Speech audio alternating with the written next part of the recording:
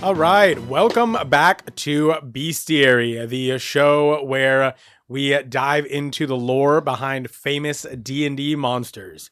Today, we are going to be tackling the Displacer Beast. I'm Jeremy. And I'm Julia. And today, Jeremy gets to take a seat because my sister's here and he's not going to be able to get a word in edgewise. Nope. It's the Peterson show now. Look at me. Look at me. We're the captains now. Anyway, that's Stephanie. Hi, I'm Stephanie. And I'm Julia. Our voices are different. Sometimes. So, Where were we? Stephanie is going to help us nail down this elusive beast. Julia, why don't we start with you, though, and you can tell us a little bit about where the Displacer Beast comes from.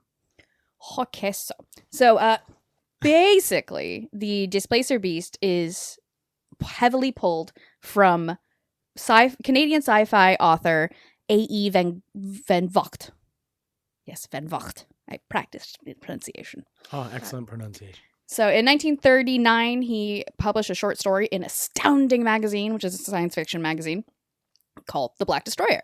And the Black Destroyer is described as his great forelegs, twice as long as his hind legs, twitched with a shuddering movement that arched every razor-sharp claw. The thick tentacles that sprouted from his shoulder ceased their waving undulation and grew taut with anxious alertness.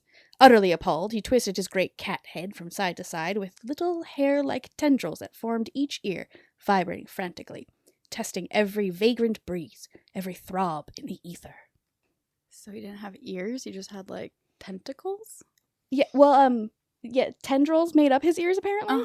Well, imagine, so it actually appeared more like this in some early editions. Its ears looked like moth antennas. Like a little tentacle with like these fibers coming off of it that would actually like feel the vibrations in the air. That's pretty sick. Yeah, and you can actually see the cover of Astounding Magazine. You look at it and you're like, yeah, that's a Displacer Beast. And I couldn't find any articles with Gary Gygax actually saying, hey, this is where we took it from. But you look at the pictures and then you look at the first Displacer Beast and you're like, yeah, that's where he took it from. Yeah. Yeah, but it is a fantasy creature called the Coeurl. Coeurl. C-O-E-U-R-L? Coeurl. Coeurl. Yes. It's French Canadian, so you know. Yeah, that makes you sense. probably gotta yes. erase most of those letters in there. Yeah, that makes sense for sure. One thing I think that is really interesting about that too is like the offshoots. Like you have it becoming the Displacer Beast for D&D, but by that same name, the Coeurl, you get this series of cat monsters from Final Fantasy that function very similar to a Displacer Beast. But real quick, why did you pick Displacer Beast? I just really love cats. Yeah, that's fair. Yeah, they're pretty cool. You know, asked and answered. I've got one on my feet right now. A Displacer Beast or a cat? Displacer Beast. Oh, yeah. Got it. I'm breeding them into existence. Perfect. Sure. Perfect. Yeah. What? I don't want to ask that question. So no, the moth lead is actually pretty key. Oh, Yeah. perfect. Trying to get them picture perfect. Yeah, absolutely. Oh, he left. What was the first time you encountered a Displacer Beast in Dungeons and or Dragons? So actually, is with our illustrious audio engineer, Taylor, because we had started playing at Battle Mage. And, you know, little baby, like, D&D player, I was just like, okay, I need, like, a cool item. Like, what is that? And I always play barbarians. So I'm like, ooh, I can cancel out the disadvantage I get from Reckless Attack. So I was like, yeah, like, I want a Displacer Cloak. Like, that sounds sick. I love it. And I didn't really know anything about it. Like, I just kind of knew the stats of it, didn't think about it. And so, you know, I tell this to the DM, Taylor. And I was like, cool. And he's like, all right, we're going to go on a mission to get you a cloak. And I'm like, sick. This will be great. Shopping trip. And then we end up in the forest fucking hunting them. And he's like, here's this cute animal that you need to murder to get your cloak. And I was like, oh, I like cats. Go cute kill one. Cute is a pretty strong word to describe a Displacer Beast. They're super cute. Is cat. What's wrong with you? I mean, they do look more like a real cat, save for the 6 limbs and tentacles in 5th edition. But in older editions, one of the core things about their appearance was that they looked constantly emaciated. So they were very thin. You could see all of their bones sticking out, spines on their Great. backs. So I want to fix them. Yeah, you Got gotta it. fatten them up. Ugh, that's so ugly. I hate it. That brings up a fun point, though, because in my research with all of this, I was like, oh, okay, what came first, the beast or the cloak? Obviously the beast, right? No. Cloak first, beast after. Interesting. Mm-hmm. Yeah, the cloak showed up in actual monster. It was Dungeons and Dragons, the original edition, in the sub-pamphlet Monsters and Treasure. Mm-hmm. And it was like elven cloak, displacement cloak. But just cloak of displacement or displacement cloak. Mm-hmm. And then 2 years later, the Displacer Beast actually shows up. Interesting. Mm-hmm. Which is super interesting how they've, like, because of this similar ability, become conflated together. Because I think the first Displacer Beast didn't say something like its displacement ability acts as a cloak of displacement. So it actually referenced the Yes. cloak in its ability. It did, yeah. Yeah. It was, uses abilities like the cloak of displacement, which was fun. And I now, have a like, it's picture of it. flipped over. So in 5th edition, I mean, when you look at the cloak, it's got the tentacles hanging from it. Yeah. It looks like the hide of a Displacer Beast. Mm-hmm. But it references the creature in reference to how the magic item works. Yeah. But it actually started the other way. I found a picture of Stephanie in the book, actually. Oh, it's beautiful. Yeah. We'll have She's- to post it online later Yeah, for everyone it's, to see. We'll do a side by side. I do have big eyes, so I'm flipping through the Art Arcana book, and I just saw that. I was like, oh, heavens. Hello. yeah, because Yeah. like whenever you look at the cloak, it very obviously has those tentacles, which are very key to the animal itself. And it's that kind of oily black Yeah. hide. I wonder when the cloak first appeared, was it described or was it just cloak? No, it was Cloak. yeah, Okay. it was basically just like, this is what this cloak does, but there was no description beyond Mhm. like, it is a cloak. Okay, Yeah, the flavor text really came in later editions. It's Yeah. fun to look through them, like here. the fashions. Oh, also, good. like it's got a booty. It's got a ass. Right? It's got like a fat butt. them thighs. You've been working out. I also love how the tentacles are just copy pasted from like a squid. Yeah. They're yeah. not fuzzy. They're They just look like rose vines. those are suckers. I mean, it's the old Those are black thorns. and white art. Those are not thorns. Bruh, look at that shit. They stick out. I have working eyes. Okay, so we're describing a picture that you all can't see. We're arguing about. But you know how first edition art goes for these monsters. Just black and white, sometimes hard to distinguish exact features. But now even if we're looking at the original art and you see it throughout the editions, it does have these hook-like thorns or in later editions, fangs on these almost like mouths at the end of their tentacles so that they can grip their prey with it and pull it in. Yes, Yeah. thank you for the confirmation that those stick out and look like thorns because we have working eyes. I would like to formally retract my statement about the suckers. You do have glasses. I know you're not wearing them, but you have them. Don't bring my readers into this. Listen, if I can see it, Stephanie famously Oh, blind. I do need to ask before we move on, though. Did you get the cloak? I think I did. So part of the problem was that we were hunting the like mother Displacer Beast, Jesus. and Taylor gave it babies. Like the actually Displacer hell? kittens? Yes. Oh, and so it my was God. like, no, kill it now. Kill the mother in front of its children. and I- so brutal. Think I started just blocking it out. Yeah. I think we ended up not killing the mother. We like ended up killing the father or something. Right. It's less They sad. need their mom. We need to go find the dad. It's less sad to kill the I dad. remember Yeah. just being like, I'm done with the game. I'll pick another cloak. Like, what about some shoes? It's interesting. Like he definitely chose to do that to you because like Yes. in the world, the lore of the Displacer Beast is that they are chaotic evil. Like they're not just like natural predators. Like they are evil creatures that kill for fun and sport. Okay, Damn right. there's that, and then there's like, hey, here's an evil mom that's trying to protect her babies. Right. Like, They're also two pretty wrongs cute. don't make a right. Well, that makes sense though. Chaotic evil, because the actual summary of the plot for Black Destroyer is this: the coral is like and it's an intelligent puma-like creature with Yeah. the tentacles, and these human scientists crash on that planet, and the creature feeds off id. Mhm. And these humans are lousy with id, so he starts systematically picking them off, and then gets into their ship, crashes into the engine room, then builds the wall of the engine room back up, Oh, wow. creates his own spaceship, and then blasts off out of the planet in order to go feast on more id creatures. But don't worry, the scientists catch up, and then instead of being taken prisoner, he kills himself. Wow. So he's like hyper intelligent. Hyper I was intelligent, gonna say. opposable thumbs.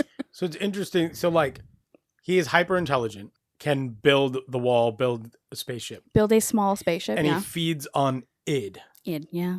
like the instincts of living Yes. things.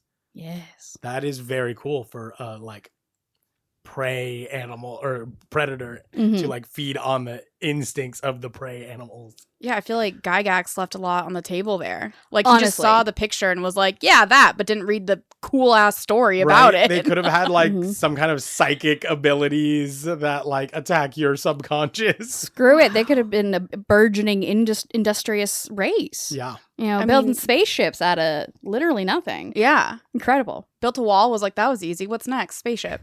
Clearly, that's the next step. Wall, spaceship. But also, so in 1979, Ridley Scott came out with the movie Alien, and promptly Van Vogt sued him for plagiarism. Well, sued 21st Century Fox, and actually 20th century at that time, settled out of court for $50,000 because that's Wow. essentially the plot of Alien. There is a alien on board the ship. Spoiler alert, sorry, and he kills a bunch of people. One by I one mean- until they're like, oh shit, maybe we should do something. Yeah, about but this." Alien didn't, like, go off and be like, I'm going to build my own spaceship and leave. Yeah, the alien was dumber than the Displacer Beast Yeah. I mean, in the first movie, definitely. in the first movie. I can only speak to the first movie. Yeah. I only learned about it from the lawsuit, really. You've never seen Alien? Never heard of Alien. Oh, well, okay. Well, we got Mhm. some homework for you. But okay, so $50,000, which is roughly $250,000 in today's money. And then the movie made $108 million, which is $500 million Jeez. in today's money. Yeah, and then the franchise on top of that, like my boy AE got robbed. For sure. He got less Yeah. than 0.5%. But he was never credited. So I mean, I don't know, hot take, but that's not that similar. You think they changed it enough that they shouldn't have had to pay? I mean, an alien murdering humans. Okay, like, Yeah, what else are yeah. you going to do? we've all been there. Am I right? Allegedly. Allegedly. It didn't build a wall and then a spaceship. True. That's true. It You did know not. what? It did not. But Van Vogt also had a fun brush with celebrity when he reviewed my boy L. Ron Hubbard's novel. Oh, no. So I have Wow. I have a subscription now to newspapers.com. Uh-huh. We are not sponsored, but if newspapers.com, if you would like to sponsor me, I'm a big fan of your product. I love your work. Love your work. I love your newspapers. I was just searching through, A.E. Van Vogt. And I get to this cool ad, and it's this, strapping sci-fi Aryan-looking dude, and then praise about the novel, and then I see the novel's author, and it's L. Ron Hubbard, and I Google, I'm like, no, like, for real, is it that one? And Google says, yes, it is that one. So apparently he was one of the great Yeah, sci-fi for authors of the Battleground time. Earth. Yeah. Yeah, it was called Wow. Battleground Earth. Well, yeah, you think someone who wasn't a sci-fi author could have created Scientology. Fair It's in the name. enough. It is in the name. So a Displacer Beast has 2 degrees of separation from L. Ron Hubbard. Yes, So you're saying Displacer Beast inspired L. Ron Hubbard? I am. You know what? I'm Incredible. going to go that far and say I am. Also, I do think that I could get to L. Ron Hubbard from almost any D&D monster in less than 6 Wikipedia clicks. I think I could do it. I believe it. I believe it. I don't know if we want to put that to the I was test. going to say, we don't need that challenge. Viewers, let us know. Do you want to hear more about L. Ron Hubbard in our D&D monster episodes? If I'm still on this podcast, you will hear about L. Ron Hubbard again. Oh, no. I'm sorry. It's in my contract. You should read closer. Faster, closer, whatever. Faster, closer, bigger, stronger. Yeah, that's how that thing Damper. goes, right? Damper. Damper. Damn near killed her. Okay, anyways. So back to the inspiration for the Displacer Beast being super intelligent. I think that, we don't necessarily see that in the base stat block, but we do see it. So in 5th edition, there isn't a separate stat block for this, but there was in earlier editions. There are larger, more intelligent versions of the Displacer Beast called Displacer Pack Lords. And the Pack Lords are so smart that their intellect is said to be on par with the humans of Faerun or the Seelie Fae from the Fae Court in the Feywild.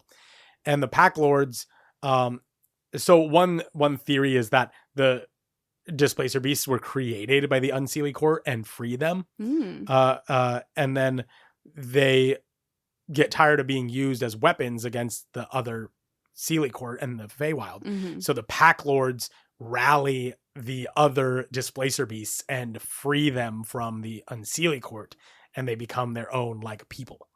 Hell yeah. None of this sounds evil. And the honestly. Pack Lords, the Unseelie Court, a lot of people think are evil, but they're not. They represent chaos. And so there's the chaotic nature of the Displacer Beasts. But the Displacer Beasts, especially the Pack Lords, like to kill for fun. I mean, it's a cat. Like, what do you want from them? Honestly. I mean, fair. But in the Feywild, the Pack Lords and these packs of Displacer Beasts would hunt people down, capture them, bring them back to their lair, and lock them up. And then when they wanted to have some fun, they would free them and hunt them again. Yeah. And they do that a couple times, just maiming them until eventually they died. That's just the most dangerous game. Like, I get it. I still don't think they're evil. I mean, again, just cats. Yeah. Cats play with their food. Like, it's just nature. Fair. Can I tell a story about my friend's cat, Roxy? Of course you can. Oh, God. Roxy was a tiny little cat, but she was fierce. And she was outdoor, indoor cat, patrolled the area. She, liked to have a little bit more fun than other cats and got knocked up one too many times. One too many. Oh, my God. So they fixed her, and part of that is you have to keep your cat indoors, keep them safe. And she was livid. And I remember walking up to my friend's house after the first day that Roxy got out, and I am walking past bodies, just headless birds, Oh my God. lizards. Like, I, in a 30-foot span, walked past 8 or 9 dead creatures. Like, Roxy got out of that house my God. and just murdered. What She the hell? cleaned up. Chaotic evil. Yeah, but adorable, cute, precious baby. No bigger than a nickel. And yet, Yeah, she was small. that's terrifying. I mean, she is bigger than a nickel. You didn't know her. Did you meet Roxy? No. Big nickel. Big Big nickel. ass nickel. Gigantic nickel. God, I Wow. forgot about Horrifying. that. Horrifying. Oh my God. So I don't know. I mean, I get it. it's still just kind of cat. Honestly, You yeah. know?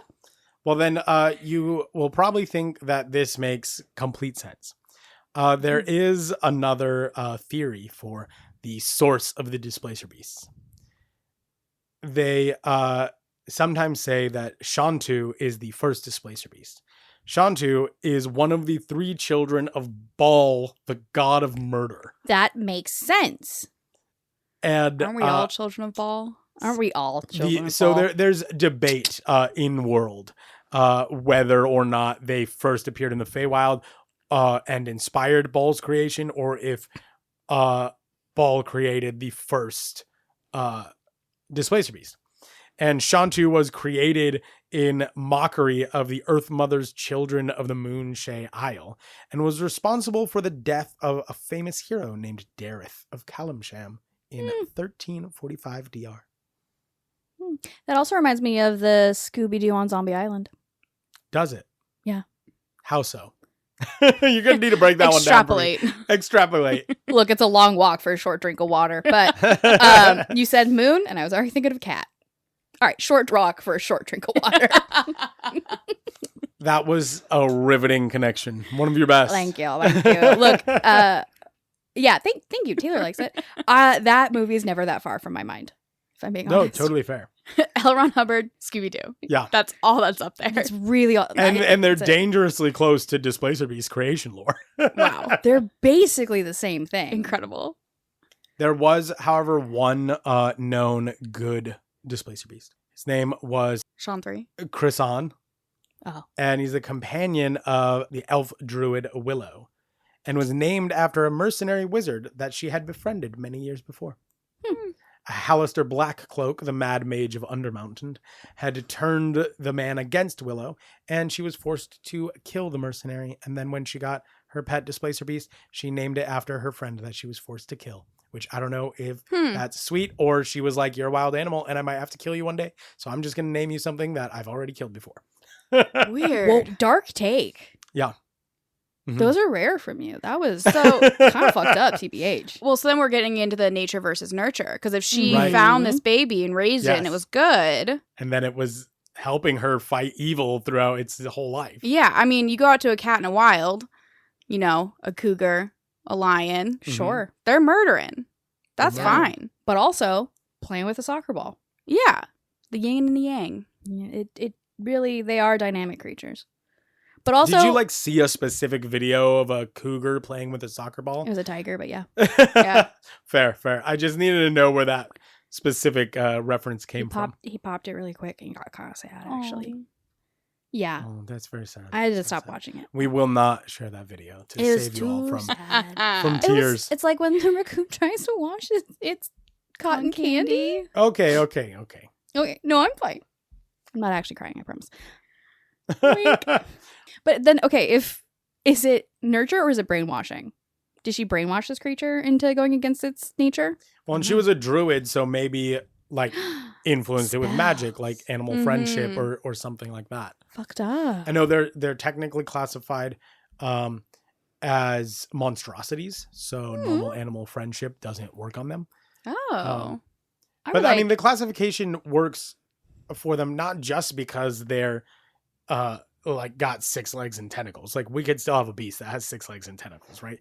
But either way that you get to its creation lore, okay, they're both frowning and crying almost. So I need to see what they're showing us. Cute. By the way, listeners, this is another image that we're looking at that you can't see. I'm sorry, we're talking about physical things.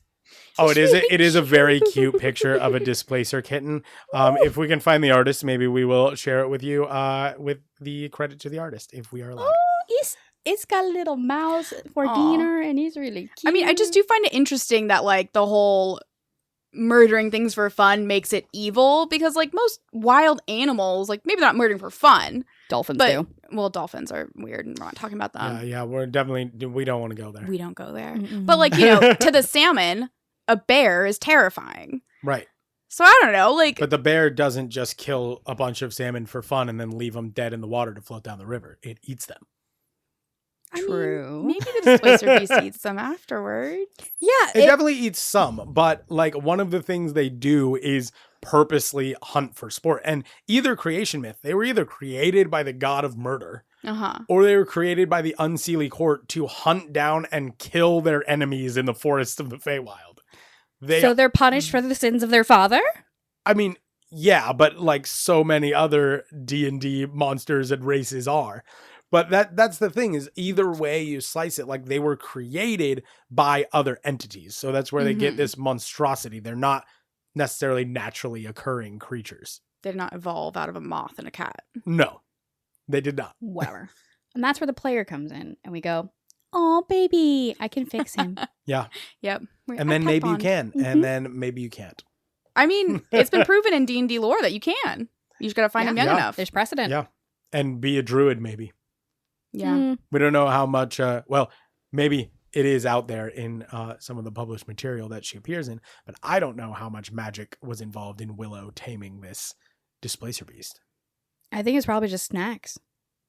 Yeah, It was just like some jerky. fresh livers. Yeah. Slim Jims. Get some Slim Jims for sure. Fantasy Yeah. Slim Jims. Mm-hmm. That's how I've tamed a lot of things in Mhm. D&D. Haven't we Canalus, all? famously. Babies. Yes, babies.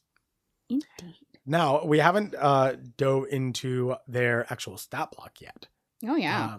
If you guys want to talk about their abilities. So for our listeners, Displacer Beast is a pretty big part of Dungeons and Dragons. Like most campaigns, you're going to see it. A lot of people have heard of it or know what it looks like if they play Dungeons and Dragons. But if you are unfamiliar, the biggest thing that makes Displacer Beast a Displacer Beast and makes it unique is that it projects a magical illusion, making it appear that it is standing somewhere slightly off from where it actually is. So the description of the ability says like 1 to 3 feet from its actual location. But functionally, the displacement is kind of this passive ability. It's always generating this magic illusion, and it makes it have an advantage or makes you have disadvantage on your attacks against it. So it's very hard to hit and pin down. And that even doubles up with their avoidance ability. If they're subjected to an effect that allows it to make a saving throw for half damage, if they succeed on the save, they take no damage. So they have evasion on basically every type of saving throw, not just dexterity, and all weapon attacks have disadvantage against them. My next character I'm going to play is a Displacer Beast. Yeah. Very, very good abilities.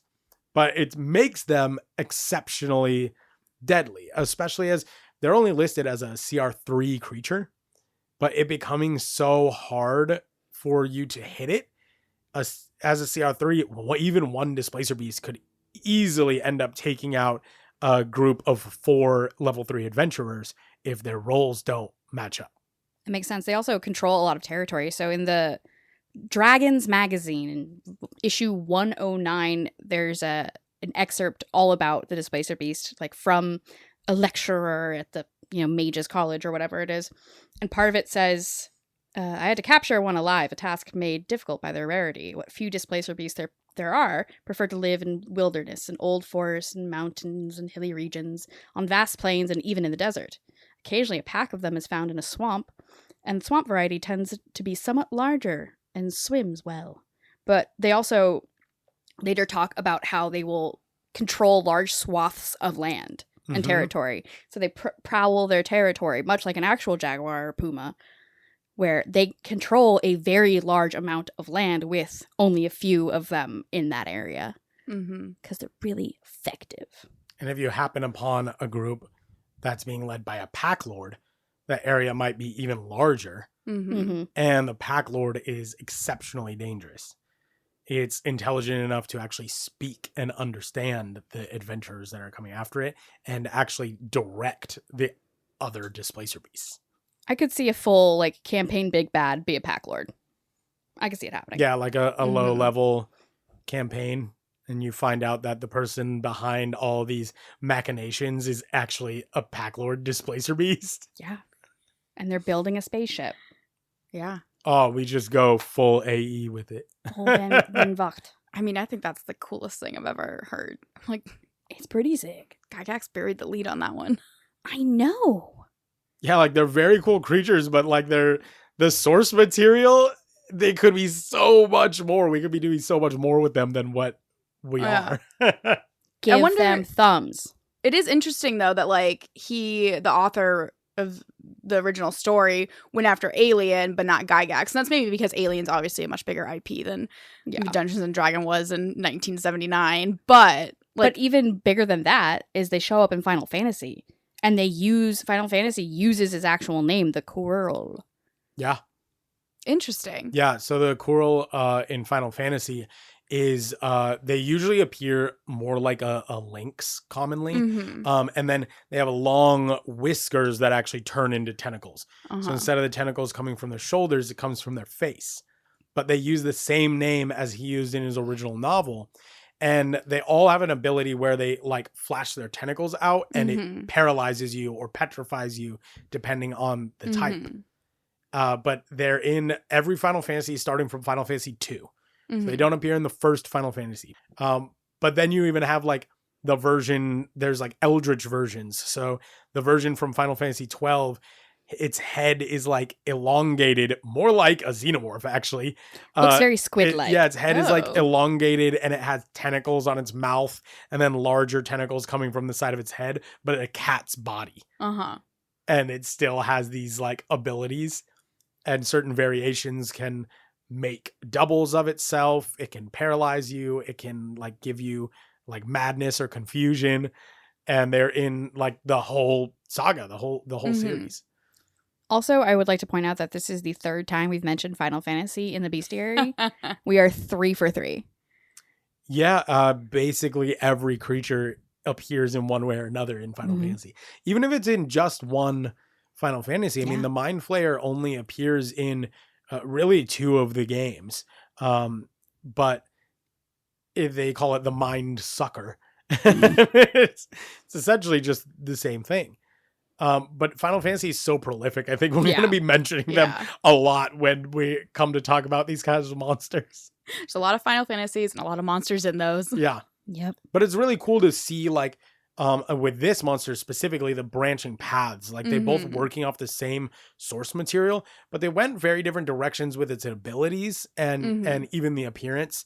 Final Fantasy, you know, is always going to stylize it to their own. And D&D, I think, went closer to the actual appearance, Mhm. but a totally different direction with its, like, abilities and what it can do. Yeah. I just want one to be real. They would eat you. No, we would be friends. Oh, you would be friends. I mean, if they can talk, they might be able to reason. Yeah, Even chaotic evil, you can barter a little bit, you know? exactly. Have you encountered a Displacer Beast recently in your Dungeons and Dragons? No, oddly enough, I feel like because they are lower CR, not like we Yeah. typically will level fairly quickly in most games. People don't use them quite often, or, you know, we're all going after a big bad type of thing, Yeah. or the setting just isn't right. So it's funny that, like, Displacer cloaks you encounter often, but you Mhm. don't really see the beast. Right, my they God. seem less rare than the actual monster. Yes, yeah. Now, it So does it's- seem like anyone could pick up a cloak here and there, but Yeah. Because a lot of times, you know, you go into a store or Mhm. barter for one, but you don't ever really think about the, like, animal, which, you know, I guess because the Oh my animal didn't God. exist until after Yeah. the cloak. Right.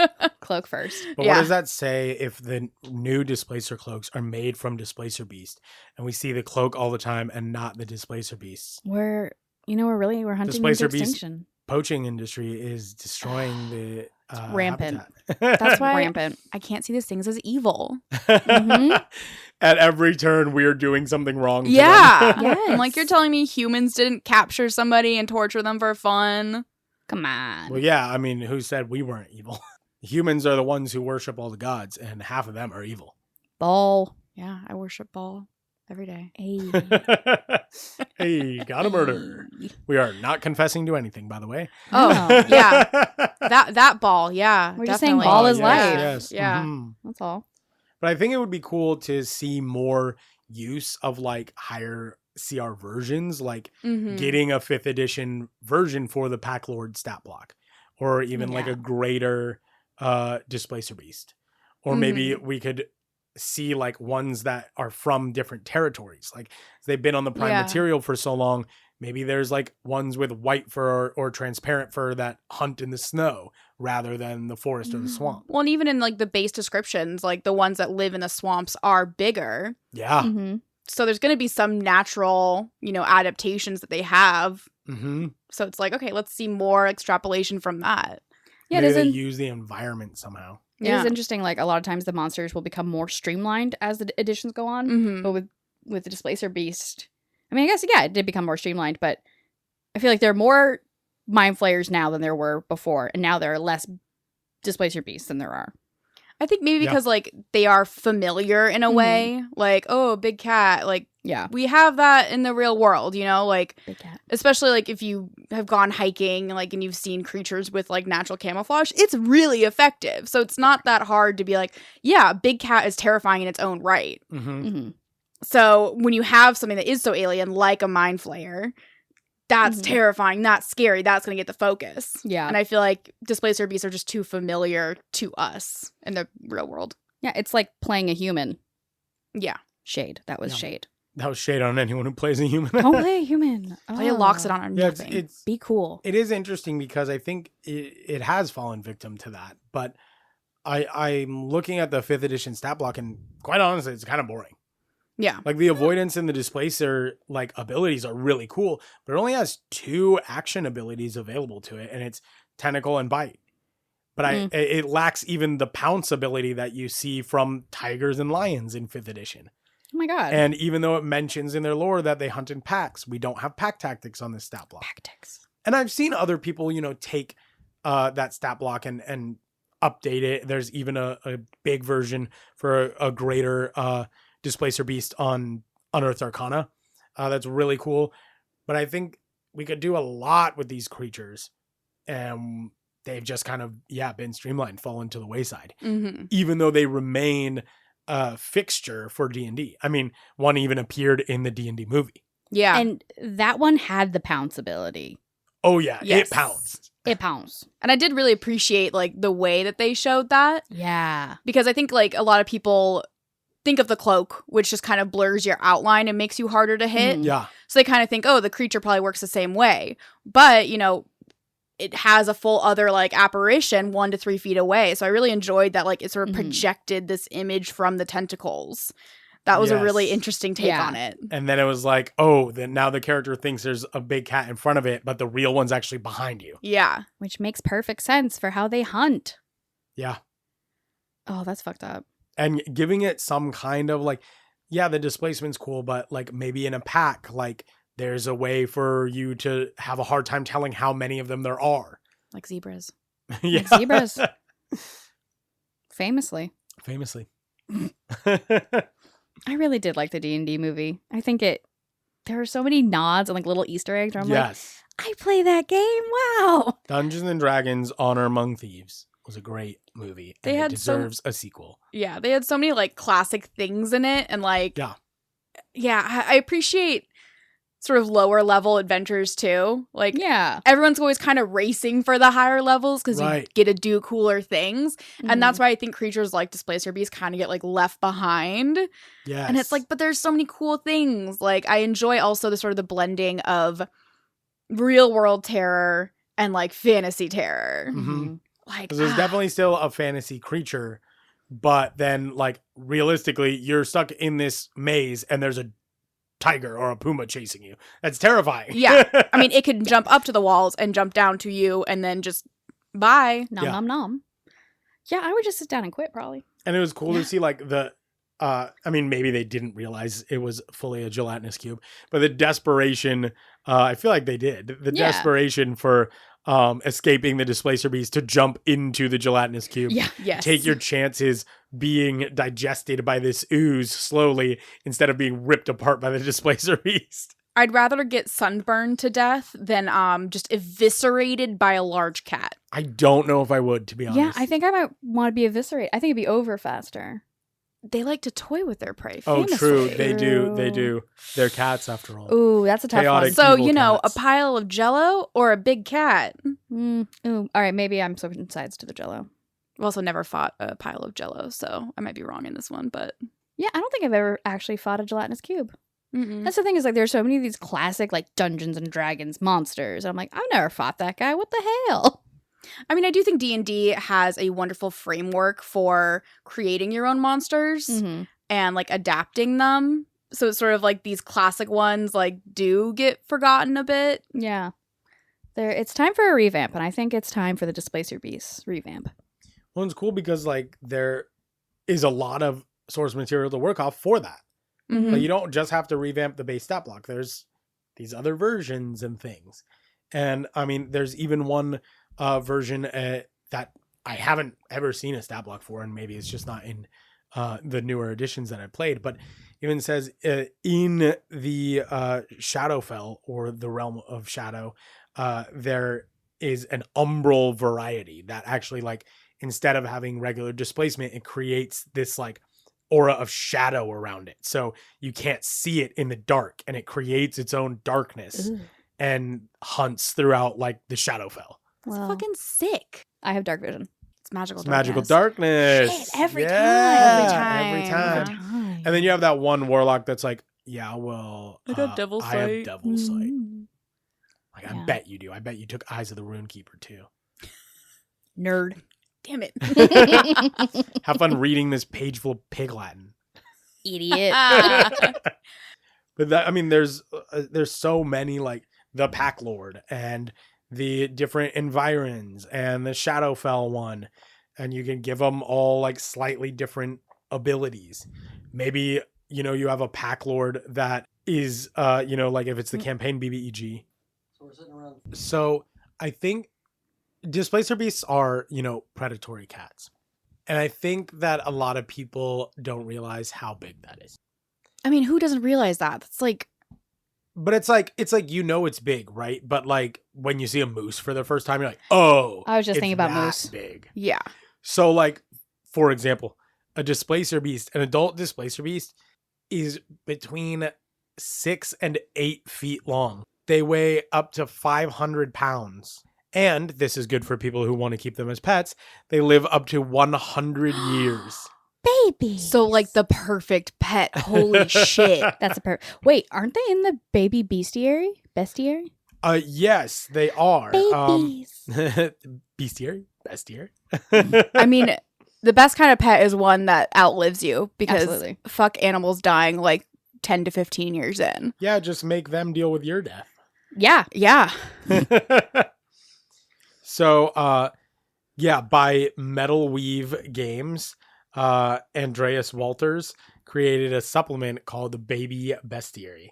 And it gives you baby versions of all of these D&D beasts. So there's like the owlbear, the griffin, the blink dog, and one of them is a displacer kitten. And it tells you where to find them, how to like nurture them and train them and tame them, and rates each baby on its difficulty being reared. So Best you can baby. find these baby animals using that supplement. Again, not sponsored, but just something that I like and something we've used in some of our campaigns before. But yeah, the Displacer kitten has a little stat block and lore behind like its temperament and how to raise it and where you can find it to create your own loyal Displacer companion. So cute. What's the difficulty? So for the Displacer kitten, oh yeah, there's so many. So you've got like Blink Puppy, Bullet Billy, Centaur Foal, That's Cerberus weird. Puppy. Yeah, some of those like a Minotaur pup. Again, Uh-oh. those are like humanoids. But A centaur's there's just also a like man. a Mimicling, Aw. and owlbear cub, and phase kitten. Because, But like, you the- know, when you get a real world kitten, you never know how it's going to turn out. They're Yeah. always kind of doing their own thing. Absolutely. It's up to the gods. Yeah, unless they're orange. And then they're idiots. Yeah, so I'm just curious, like, I feel like raising a Displacer kitten would be fairly difficult given its natural inclination for It's, murder. ability to Mhm. not just murder, but also like you don't know where it actually is. that Yeah. too. Go to pick it up and just, oh, baby. Oh, no. Yeah, so their intelligence level is classified as clever, Mm. and rearing difficulty is complicated, which is the Yes. second highest.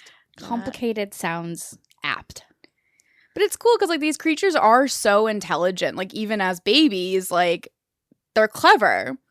And it's like, I wish that they were, like, utilized a lot more. Yeah, Mm-hmm. and it's tough too because only D&D can truly utilize them that way, because Displacer Beast is one of the few D&D monsters that is under copyright. It's not part of the Mm. Creative Commons. So even this Metal Weave Games, it calls it a phase kitten. Yeah. And Mhm. also phase cats, also known as Fooler Beasts. And they have basically the same abilities, and they look very similar, but they have only 4 legs and 4 tentacles instead of 6 legs and 2 tentacles. But they can't actually use Displacer Beast, right? Mm-hmm. And that's not to say that you know, obviously they've creatively found a way to do it. But it's just like we did Mind Flayers. So Mind Flayer you can use. You can say that all you want, right? It's just a Mind Flayer. But their actual name, Illithids, and that Mhm. whole race of Illithids, that's under their copyright. So you Interesting. can't create your own illithids, but you can call something a mind flayer, and you can still do stuff based on this source work and make similar creatures. But yeah, D&D actually has a lockdown on Displacer Beasts. So it's very hard to create an official one that is interesting or doing more with it that doesn't come from Wizards of the Coast. I do wonder then if that's sort of like hindered its popularity, because I do feel like in a lot of like D&D podcasts or games or what have you, people like to put their own spin on things. And like if you are, like say recording it, you're not going to want to do that just because like you it's don't want maybe to a necessarily sticky. like jump through hoops just to use a monster. Yeah. But and I don't think that Wizards is like super vindictive about the No. appearance of it, but there's certain things that like they can be, especially like beholders, for instance. Like they really guard beholders very closely, and you have to make them pretty distinct because that's locked down. And it's those monsters like Mind Flayer, Beholder, and Displacer Beasts, things that have been in there since the beginning that they feel like are synonymous with Dungeons and Dragons that they're wanting to lock down. Where most of their monster manual is under the Creative Commons, you can do whatever you want with it. Yeah. But a lot of those monsters come from mythology or are already widely used, like orcs and dragons and things like that, where the Displacer Beast is a little more unique. So they felt like they should lock it down. Yeah. And I feel like in that case, it's maybe you sort of have to wait for like Wizards to advance it, to do something with it before like you get to play around, because there's only so many times you can use a big cat. And be like, oh, yeah, okay, we're done now. And so you kind of have to wait for them to start branching it out. What are they going to do with it? Yeah. Dungeons and Dragons movie 2. All Displacer Beasts. Oops, all Displacer Beasts. The Pack Lord is the bad guy of the second movie. You can take it. Don't worry about it. But they're all just sitting somewhere else. Not actually doing it. Yeah, they're just making their little projections doing things. Cute. That's the dream. That's the dream.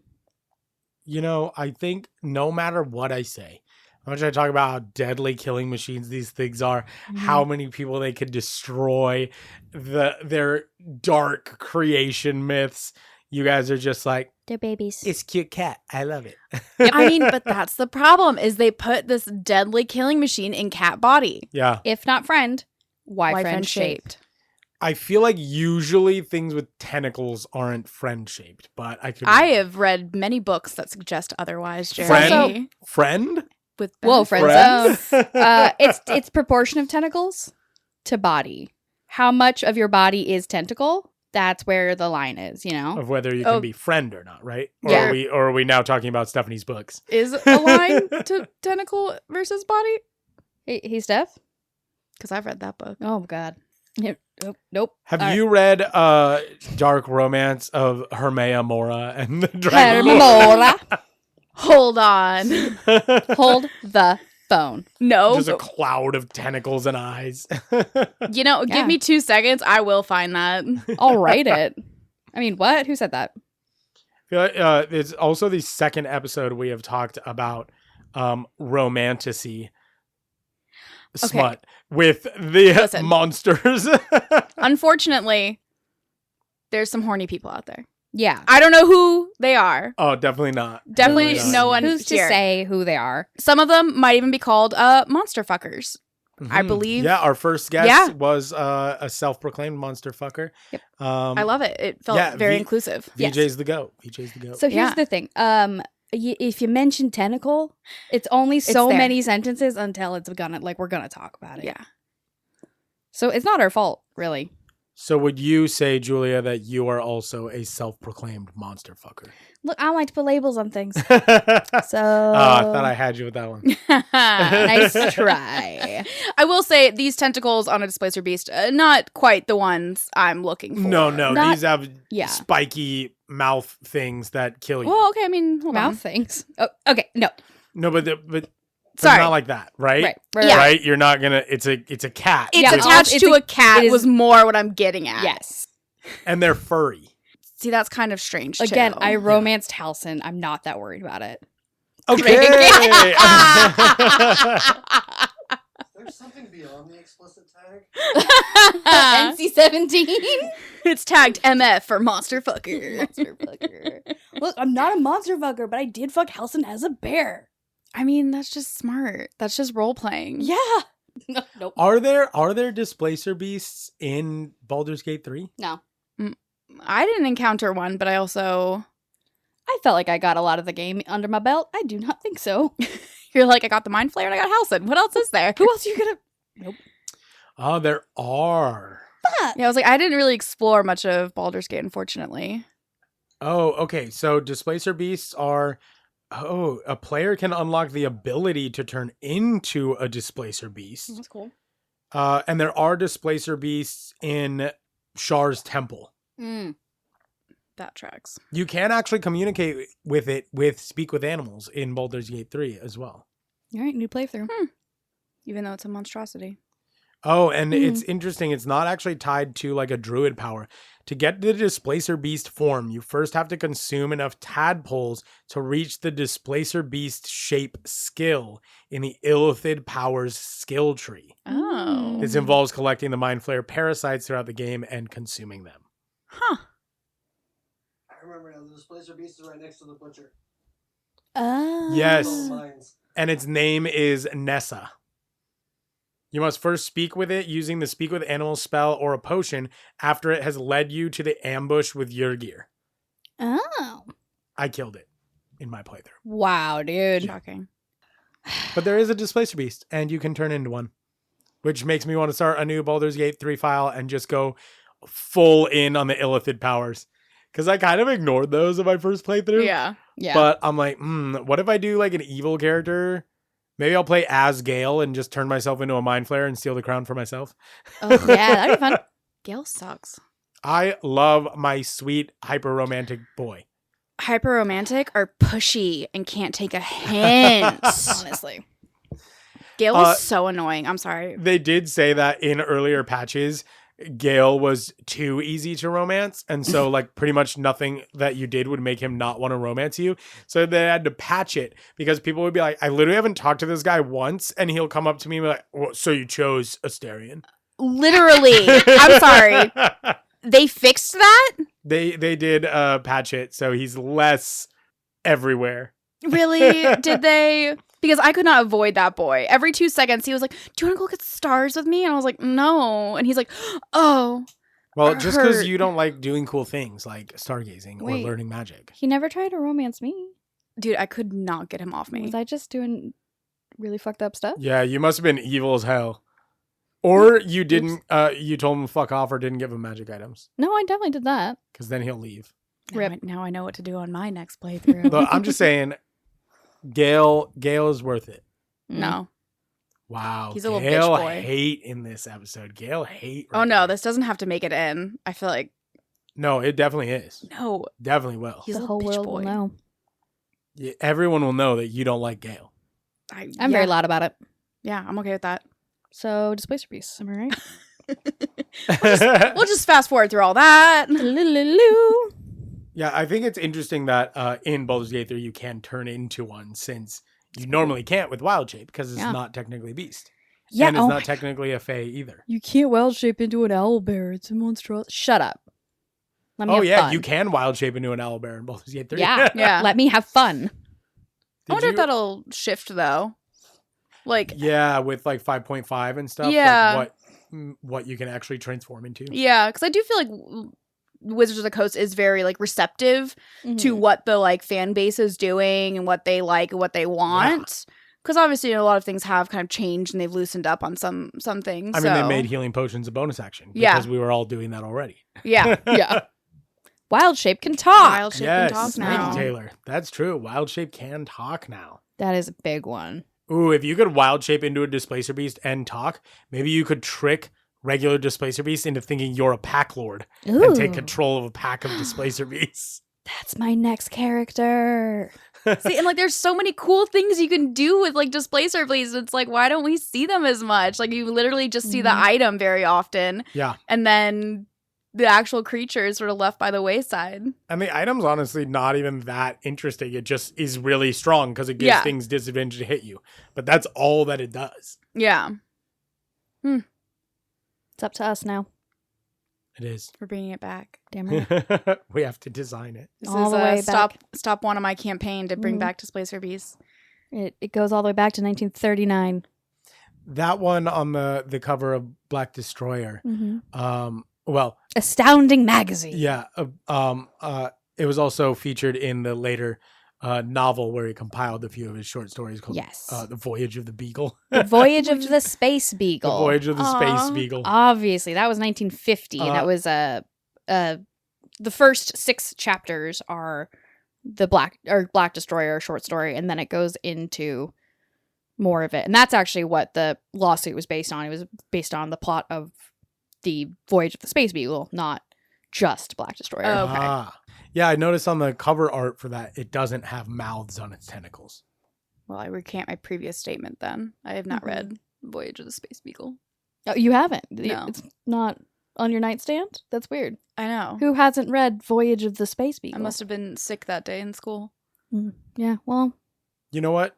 Just for your mockery, I'm going to read Voyage of the Space Beagle. I'm also going to read it. Like, I'm not just saying it's not a commonly No, it's espoused not novel. it's not super popular.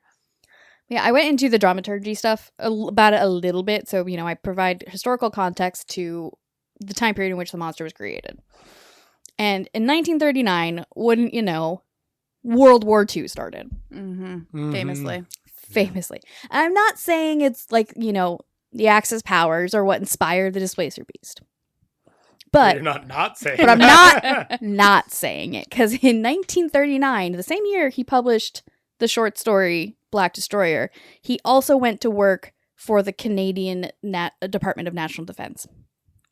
Wow. So, he was definitely aware of the war. I'm just saying. It was the same year that the U.S. declared their neutrality, and then 1 week later, Canada declared war on Germany. I'm wondering if the way that it eats id Yeah. Mhm. and how the story unfolds, wondering if that's influenced by the war or how he feels about the war. I wonder Yeah. I wonder what themes are present in the story that are like anti-war or pro-war. Or whatever. Yeah, the coral its mission is to escape the planet because it has already devoured all of the id on that planet, and now it wants to get off planet and go and devour the rest of the id in the galaxy. What if the Black Destroyer is war? Yeah. The Yeah. Displacer Beast is an allegory for war. Yeah. And I feel like a lot of monsters do come out with like, the massive fears Mhm. in these changing times. Like Aliens got really popular, Invasion of the Body Snatchers, Mhm. sort of like alien paranoia. And actually, the year before, it was Orson Welles' live Brodio Brodio. Nope. Whoa. Audio broadcast. Audio broadcast. Radio broadcast. Jeez Louise. Radio broadcast. Of War of the Worlds. So the year before, it was October 30th, Orson Welles, live on CBS, was the War of the Worlds. So it's that. It was also towards the end of the Great Depression. Mhm. The tensions were rising for World War II. That broadcast happened too. The reports on the mass hysteria are varied. So Yeah. some people are like, it was mass hysteria, and other people are like, no, we all knew it was not real. Whatever. Right, but some people thought it was real. Yeah. It did cause some hysteria. And then the next year, you get more alien-based Mhm. science fiction that is loosely related to the Axis powers. When there are like alien creatures in the D&D lore, like Star Spawn and things, and a lot from third-party producers. But it's interesting that Displacer Beast is fully based on this alien race, and we don't get any alien from it in D&D. No. It does have otherworldly origins in Mhm. D&D, like the Feywild and stuff, but I'd be curious to see what spot it takes in like a Spelljammer campaign, Yeah. like finding a Displacer Beast planet. So, fun fact, the Displacer Beast was first fully published for Dungeons & Dragons, the Greyhawk supplement, in 1976. Mm-hmm. That's the same year that the Viking 1 spacecraft landed on Mars. Wow. Interesting. Coincidence? Yes. Almost certainly. Almost certainly. They're just like these ties between Displacer Beast and space. My only point I ever make in these sections is I'm just like, this was happening at the same time, so maybe they were thinking about it. Well, it's an interesting thing because, like, with Mind Flayers, I feel like it was very much like, oh my god, they totally were thinking about, like, Oh yeah, freaking- brain control. What was it? MK Ultra or Yep. whatever. Yeah. The Rockefeller Commission. I think it is also easier for us to like contextualize fears in terms of like something very otherworldly. Yeah. Yeah, Because absolutely. it is harder to write, you know, D&D monster about the terrors that humans enact upon each other. Mm-hmm. It's like it only goes after children because their fears are like, you know, a clown. Yeah. Whereas adult fears are Taxes. taxes and mortgages and Yeah. and also clowns. Also Yeah. still clowns. But I do think it's interesting and very tied in with like every time wars start, you do sort of see this influx of, you know, aliens, zombies. I mean, Yep. Yeah. in the year 2000, zombies started getting a lot more popular Oh, yeah. Mhm. because it was sort of this like unstoppable force, this terror of something other. Mhm. Mhm. Obviously, I do think that like, you know, with the wars and all that, and then you even have like Cold Wars and things like that, like Yeah. people not being themselves, not knowing your neighbor, that always kind of feeds into sci-fi and then D&D, because obviously all those fantasy Mhm. worlds are very tied in together. Yeah. It's curious to watch that too, because I feel like a lot of the, like, you know, with the Displacer Beast being based on this book, maybe there was a little more thought behind the allegory. But a lot of these things that are created or as they rise in popularity, how many of these creators are actively thinking about the fears that are influencing the project? Mm-hmm. You know, like obviously some people are, but some people are just like, oh, zombies are popular right now, I'm going to jump in there and do Yeah. a zombie. I'm going to Yeah. do an alien. I think it's a lot of that like subconscious marinating, you know, how Yeah. like Albert Einstein worked in the patent office and keeping his hands busy helped him think of the theory of relativity. It's like Yeah. you're doing something else and in the background your mind is cooking on this thing. Mhm. And you know, we're all steeped in this fear as a culture. And then you come up with the Displacer Mhm. Beast or Black Destroyer or Mind Flayer or whatever. It's because you live in the context of the world, you know? Mhm. Yeah. You are not immune to its influence. Mhm. And I do think the Displacer Beast is like different than the Black Destroyer. Like that is, Yeah. you know, very the fear of, you know, something coming after the id and these instincts. And Mhm. the Displacer Beast is like quite different. Cat. It's a big cat you can't hit. Well, But, yeah, but yeah. it also, I mean, its origins, like, it does embody this like darker urges and violence because it was in either case, it's made to destroy. And Shantu, arguably the first Displacer Beast, as far as like the lore goes, Shantu is a child of Baal, the god of murder. Mm-hmm. And he chose, whether they existed or not, he chose that form for something that would embody violence and destruction. Well, and interestingly enough, you know, 1973, 1975 was the end of the Vietnam War. 1975 was the fall of Saigon and the U.S. withdrawal from Cambodia. 1973 was the first combat troops are leaving Vietnam. And we're seeing the rise of fantasy wargaming at the same time. Mm-hmm. Absolutely. And like the 1960s and 70s was a huge boom for fantasy too. You have, Yeah. you know, the Phantom Toll Booth and the Wrinkle in Time and a million others that I looked at and were like, oh, frick. Oh, frick. Oh, frick. I'll talk about fucking a monster, but I'm not going to say the F word. I don't know what just happened there. Oh, fuck. That bookshelf. What? I just tried to censor myself for the first time in my life, I think. Oh, frick. Oh, frick. I do like putting everything into context though, Mm-hmm. because I'm conflict and trying to make sense of it and sort of Mm-hmm. making it a physical thing that you can sort of tackle in like a fantasy world. Like I think that does help people make sense of things, or at least Absolutely. like calm down the fears. Mm-hmm. You're like, all right, I can't stop the Vietnam War, but I can beat up this cat. Yeah.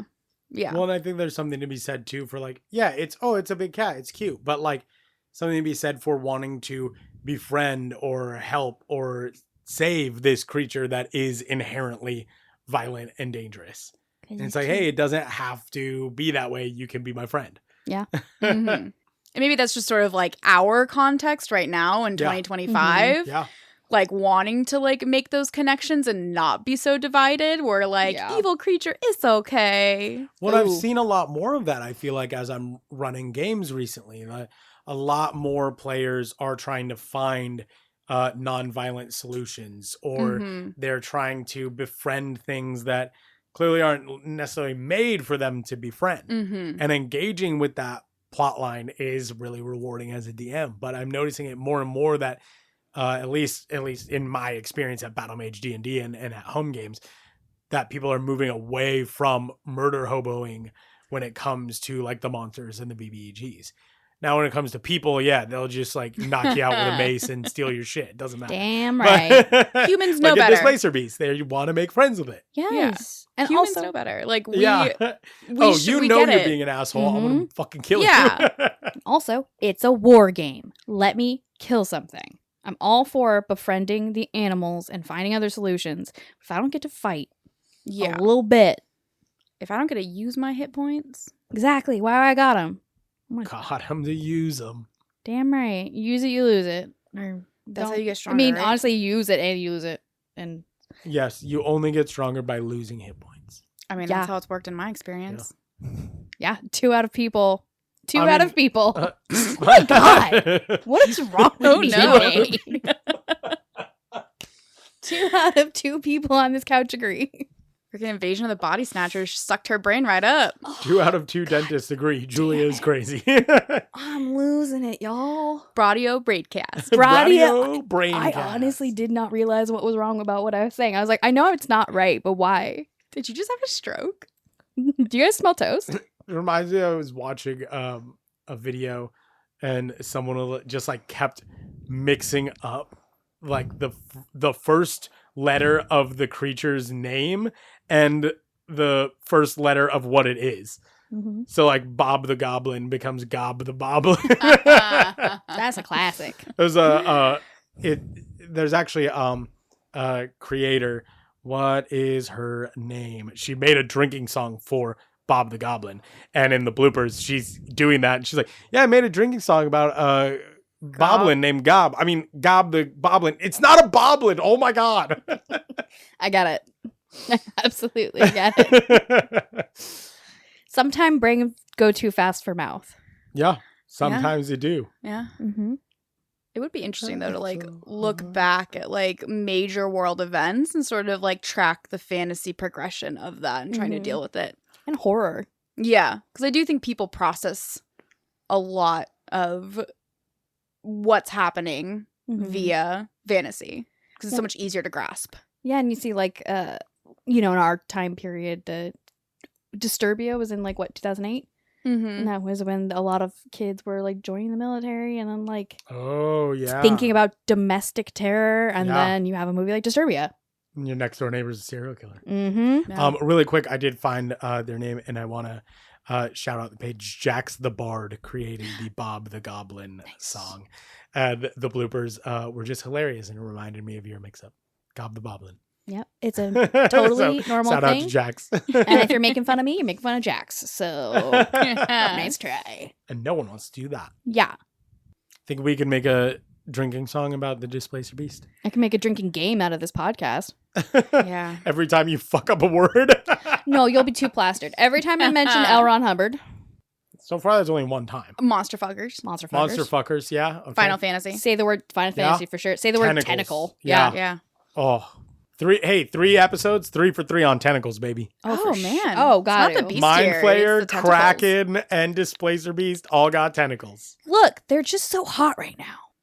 I mean that in the zeitgeist. What is going on in the zeitgeist of 2024, 2025 where we can't stop talking about tentacles?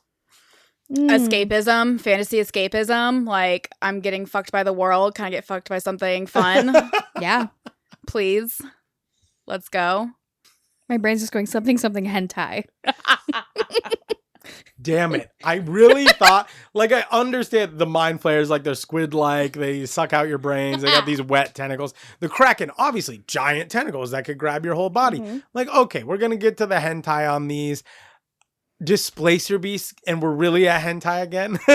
I mean, if they called Displacer Beast? like appendages or something. Yeah, but they're they really, call them tentacles. yeah, I know, but because they're really not tentacles. How so? They're furry. Where does it say in the description of a tentacle that it's not furry? No, but it's like a. I mean, all the silicone ones on my Etsy aren't. Wait, cut that one out though. Coward! Hell no. Oh shit! clutched my pearls just then. It was for the plot. I did it for the plot. It's not Okay, real. okay, Don't wait. look at my Etsy. I've looked up the official definition of tentacle. As defined by who? Merriam-Webster? Oxford Okay. Dictionary. Okay. Definitions from oxfordlanguages.com. Noun. A slender, flexible limb or appendage in an animal, especially around the mouth of an invertebrate, used for grasping or moving about or bearing sense organs. In a plant, a tendril is a sensitive glandular hair, Don't say that. something resembling a tentacle in shape or flexibility. So, it doesn't say anything about hair, but like, I Yeah. think we can make that distinction. Also, an insidious spread of influence and control. The party's tentacles reached into every nook and cranny of people's lives. I mean, I guess they Yeah. are insidious, but it does specifically call out invertebrates. It says especially around the mouth of an invertebrate, but not only. Sure. Name me a mammal It with is a just tentacle. a displacer beast.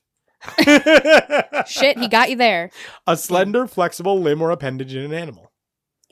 Platypus probably has a fucking tentacle. I mean, it's got everything else. Got everything. It's Displacer venomous. platypus. Oh, speaking of other displacer creatures, there is actually one other canon displacer creature in D&D. You're not about to say blink dog, are you? No, actually, That's a dog. I have a bit about blink dogs in a moment. They're but, mortal enemies. displacer snakes Oh, were no. in 3rd edition of Dungeons and Dragons. They haven't Huh. appeared since then, but they were 8-foot long black snakes with purple lines down the side, glowing purple eyes, and they had the same displacer ability as the Displacer Beast. Are they and constrictors or there's- venomous?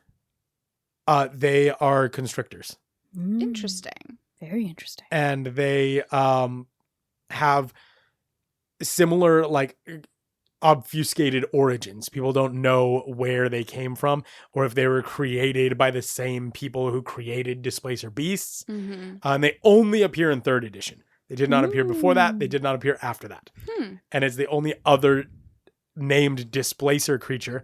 They have similar coloring and the same displacement ability as Displacer Beasts, but they're just giant snakes. All right, wizards, bring back the displacer snake. It'd be cool to like look into those one-off creatures. Mm-hmm. Yeah. Why there's didn't you come back? quite a few that only appear in like a single edition. When did the first Anaconda movie come out? Oh, maybe that was around 3rd edition. That's why we got the Maybe. Displacer snake. Or at least one of the Anacondas. I don't know. Yeah. Anaconda's a scary movie, right? A new one just came out recently. Actually. No. Yeah. I'm not even afraid of snakes. but It's like, actually a comedy.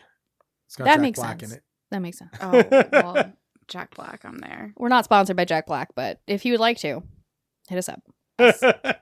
KG. I also love KG. Jack Black. Speaking of not Jack Black or Kyle Gass. Sure. Speaking of blink dogs. Yes.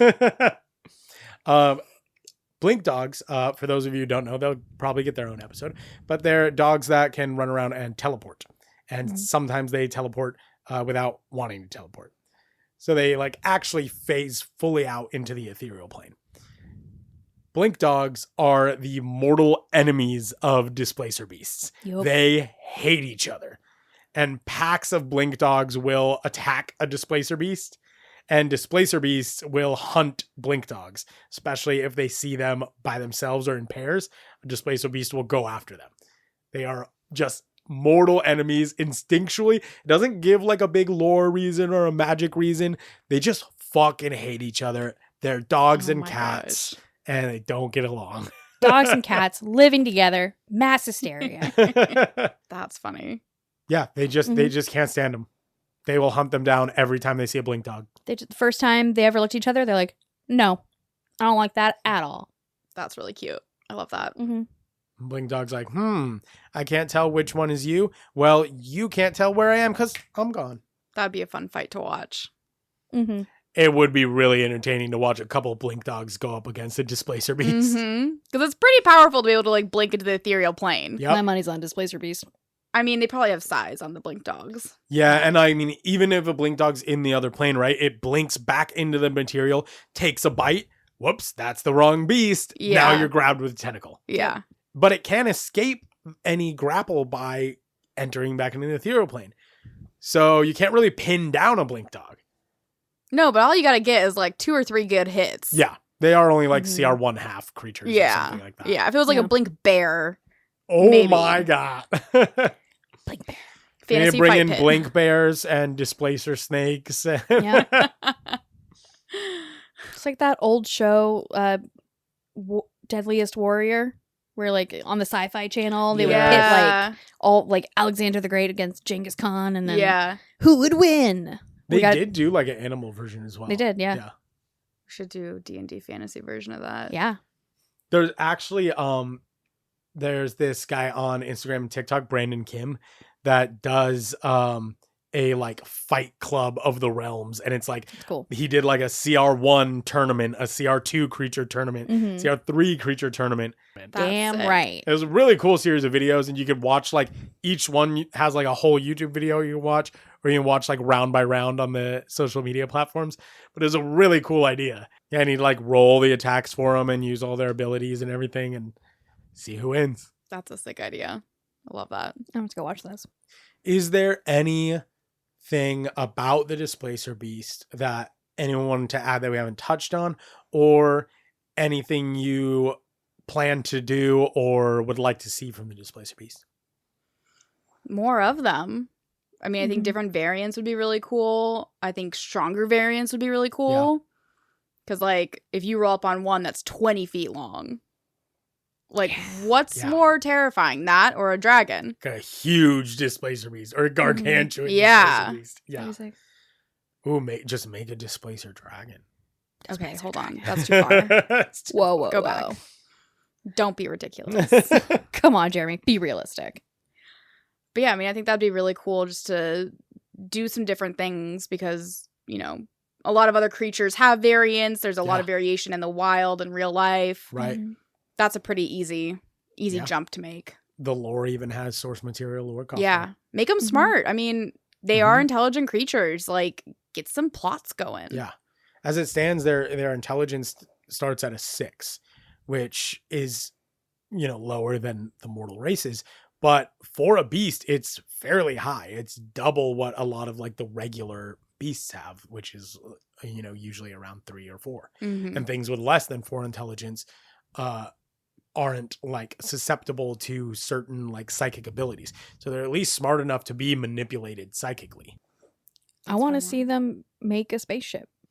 I would love to see a Displacer Beast like actually be an alien race. They've got a spaceship. They crash land on your planet, and like no one's ever seen Displacer Beast before, Mhm. and they're going around like harvesting people's id or just eating people. Yeah. Hell yeah.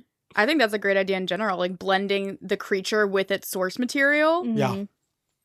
That's just fun. Tweaking its lore to be more like the original Black Destroyer. Yeah. You're on.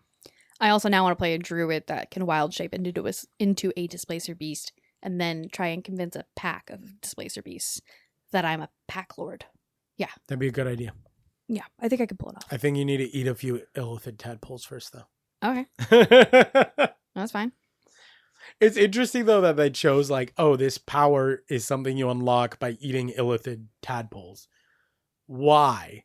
There's no, like, lore connection between Mind Flayers and Displacer Beasts. Just do it, dude. But God. it's like, oh, if you become enough of a Mind Flayer, you can turn into this completely different creature. I mean, I don't think we're going to rely on Baldur's Gate for like complete 100% lore no, accuracy. I mean, you can set grease on fire, so. Yeah. Let me set grease on fire. It's not flammable cannon. God damn it. It makes it such a powerful spell. Let me do it. Anyway, back to Displacer Beasts, or wrapping up Displacer Beasts, rather. I think we learned a lot about Displacer Beasts. Mhm. I actually like them, I think, even more after learning the story they're based on and Mhm. like the influence behind them. And then just diving into the in-world lore too, like their connection to the god of murder and the unseelie fae, like gives me so many ideas to use them as well. Digging into all those little nooks and crannies of D&D, there's a lot of Yeah. really cool stuff that, can be exploited. Do you have a better understanding of them? I know you brought them to us like, oh, I like big cats. This is my favorite monster. And we've gone deep into all of this crazy stuff. I feel like I should have a better understanding of them, but I don't. I'm still just like, baby. So cute. That's all there's room for is that it is cute and it is baby. Yes, but again, I think that's my, 2025 field of view on it. Yeah. I would love to see more like actual evil, like, oh no, this thing needs to be killed kind of Yeah. thing. I think one good way to make them feel more evil to players is to make them smarter. Yes. Because if they know what they're doing, if they're laying ambushes on purpose, if they've got plans against you, then all of a sudden it becomes less like, oh, it's a cute cat, and like, oh, this thing's working to kill me. It's not just chasing me around the forest. Yeah, like you don't get mad at a cat for killing something. You're Right. like, that's its instinct. Right. But if it is smarter, if it is more intelligent, can talk, that's a little bit more Now insidious. you've got a problem. Yes. I do get mad at cats for digging on my furniture, and that's in their instinct. Yep. Little True. shits, though. Little shits, though. Well, Stephanie, thank you very much for joining us for this episode of Beastiary. Yeah, I hope you had fun. I'd say thank you for having me, but I feel like I might have boned myself on a couple of these Almost sound literally. clips. Almost But, literally. yeah, almost literally. I meant I tentacled myself on one of these. You definitely did do that. And on that note, But a shout out to Stephanie as well. She has recently joined us on the Lorecasters team to help us with our social media. And I'm sure we'll see her on more play shifts and other shows like that. So, yeah, See you thank there. you. Yeah. all right. Bye-bye. Bye. Right on. Bye, guys. Thank you. Bye, Mom.